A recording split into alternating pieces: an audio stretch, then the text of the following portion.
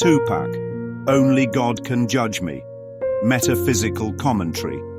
You thought Only God Can Judge Me was just a rap song, but what if it was a prophecy? What if every bar Tupac spit in 1996 was a spiritual download wrapped in survival language? A course in miracles, spoken in Compton tongue. This isn't a tribute. This is a resurrection. A line-by-line breakdown of the realest verse ever spoken about guilt, illusion, and waking up from the trap. If you stay to the end, you'll hear something that flips the meaning of judgment. Forever. You know only God can judge us. Only God can judge us. Only. Not the world. Not your family. Not even your own guilt. Only God. And yet, God does not judge. So if only God can judge, and God would never, then no judgment is possible. The judgment we fear is a fantasy, an echo of the ego's guilt projected outward. This line alone cracks open the illusion of sin. Perhaps I was blind to the fact that I was stabbed in the back. Perhaps. That word opens the door. He's not asserting, he's wondering. That's where true vision begins. Blind means no truth. Stabbed in the back means betrayed by the thoughts he trusted. He's starting to realize those beliefs he carried. Those were the ones that betrayed him. I couldn't trust my own homies. The homies. Those are the thoughts in his own mind. The old beliefs. The voices that once felt familiar, even protective. They turned on him. Because anything built on fear, guilt, or separation will always betray the one who made it. Just a bunch of dirty rats. He names them. Not seductive temptations. Not glorious illusions. But rats. These are the grievances. The attacks. The jealousies. Crawling through his mind like infestations. Will I succeed? Paranoid from the weed. Now he's questioning everything. Even success. Even the high.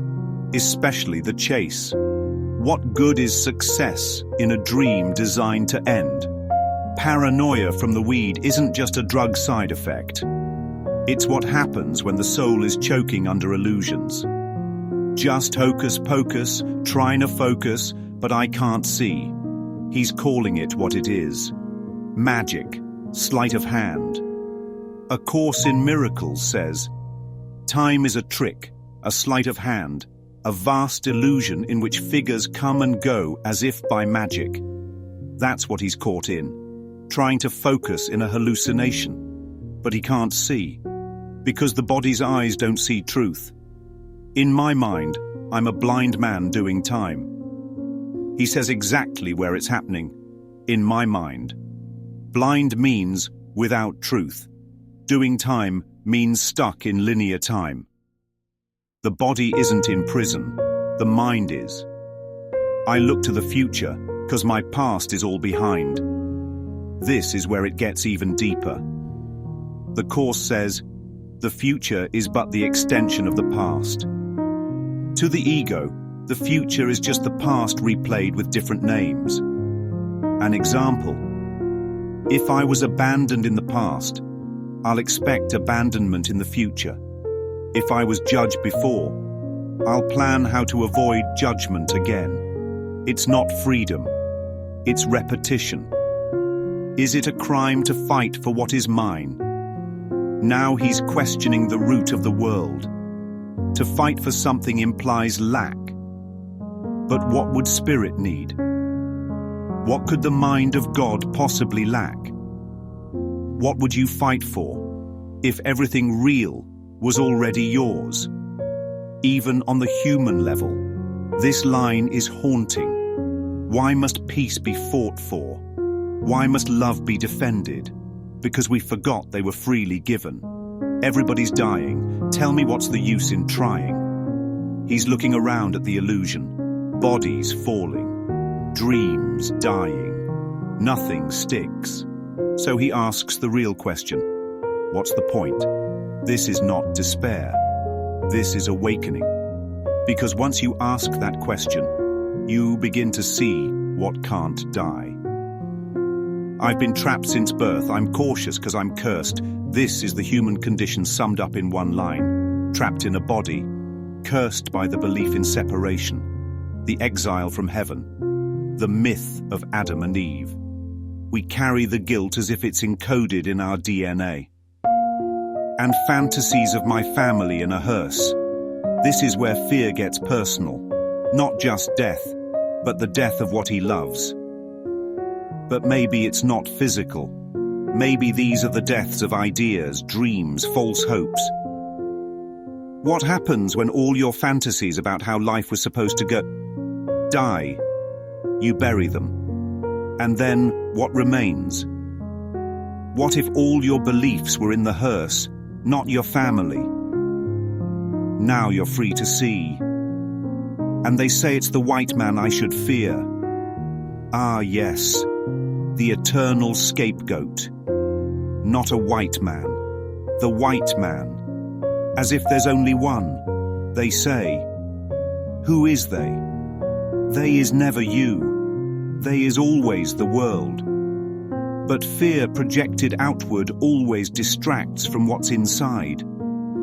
But it's my own kind doing all the killing here. And here's the reversal. The violence ain't out there. It's inside.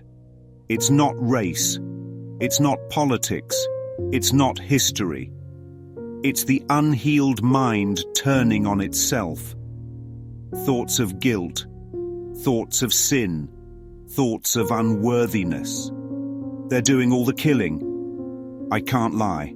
Ain't no love for the other side. Let's clean up the grammar. I cannot lie. There is no love for the other side. But what is the other side? Maybe it's his enemies. Maybe it's his own shadow. Maybe there is no other side. And that's why there's no love for it. Because it doesn't exist. Duality is the lie. The jealousy inside, make 'em wish I'd die. Now we know where the attack lives. Inside. They wish he'd die. But it's their own jealousy doing the wishing. Their own emptiness. Because what's seen in him, they've refused to acknowledge in themselves. And maybe, just maybe, it's the ego they wish would die. Oh my Lord, tell me what I'm living for. Now comes the cry. This isn't complaining, it's awakening. He's saying, if this is life, what is the point? This is where spirit meets you. This is where the door opens. Everybody's dropping, got me knocking on heaven's door. Everything is falling away. Not just people, but illusions, attachments, idols. He's losing everything he thought would save him. And now, he's at the door. Not a church door. Not a graveyard gate. Heaven's door is peace, forgiveness, awareness, and he's knocking. All of my memories, seeing brothers bleed. These are not just physical memories. They are mental movies, loops of pain, replays of trauma. He's watched his brothers bleed, but the wounds are psychic, held in the mind. And everybody grieves, but still nobody sees. We cry, we bury, we hold vigils, but we don't change. We don't see. We don't forgive. We don't ask what lies beneath. Recollect your thoughts. Don't get caught up in the mix. This is the instruction. Pull your mind back. Don't believe the newsfeed. Don't trust the appearances. Come back to center. Because the media is full of dirty tricks. And what is the media? It's not just television. It's the thought system of the ego. Fear. Attack, projection. That's the real broadcast. And it runs 24/7. Only God can judge me. Repeat. And now we return to the mantra, the loop that breaks all other loopka. Only God can judge me, and God never would. Only God can do what God would never do. So, there is no judgment, no sin, no condemnation, just the undoing of fear. Through the voice of one who walked through the fire, so we could hear the truth in his voice. You've just heard what judgment really is. You've seen how fear disguises itself as loyalty, and how betrayal often wears your own voice.